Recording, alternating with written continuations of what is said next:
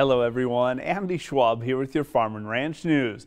The Department of Agriculture on Wednesday mandated testing for H5N1 of dairy cattle that cross state lines.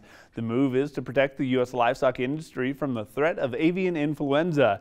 Ag Secretary Tom Vilsack said the focus is primarily that is on lactating dairy cattle due to the fact that they've been the focus over the past few weeks.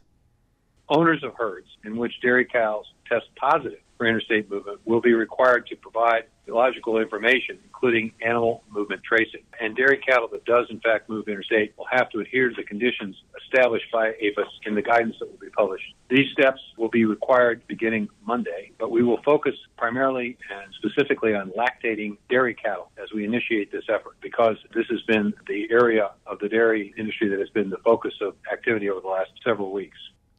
Now, the USDA does say they intend to pay for the cost of the testing of animals at the National Animal Health Laboratory Network. Well, Montana State University, that is, Extension, announced they have selected Terry Antilley as the next director for the Montana 4-H Center for Youth Development. Antilley has served as interim director since January and previously held the position of Agriculture and Natural Resources Specialist with MSU Extension. As director, Antilley will provide leadership and strategic direction, that is, for the center and for all 4-H programs. She will also serve as the state 4-H program leader. Antilley said she aims to build a community of support and trust while providing connections, education, resources, and skills that empower 4-H members and volunteers. Well, we need to take a break, but we'll be back in a little bit to look over your ag markets. I represent a lot of what ranchers' wives are, where they marry into the family.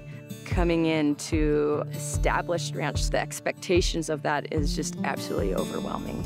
You know, there's always stress with all families, but when you're not dealing with the stress outwardly, it will definitely impact everyone inwardly. You might feel alone, but you're not alone. Welcome back, friends, to your Ag News and your markets. About 13% of U.S. farms participated in federal crop insurance programs in 2022, with the highest share from small family farms. USDA's Economic Research Service reports that small family farms accounted for 54% of the participants in that federal crop insurance, and they received 12% of the insurance payments. They say mid-size and large-scale family farm operators accounted for a slightly lower portion of the federal crop insurance participants, but harvested most of the U.S. cropland acres and also received 80% of the payments from the federal crop insurance. Now, researchers with USDA's Economic Research Service examined the survey data and found that participant rates varied widely across different commodity productions. Well, the higher cattle futures helped feedlots control steady prices yesterday after their Wednesday hiccup. Most live deals are starting $1 or $2 better than last week's average, while dressed cattle right there about the same. And Pays held a feeder special and all-class cattle auction on Wednesday that saw decent head counts from the cull cows.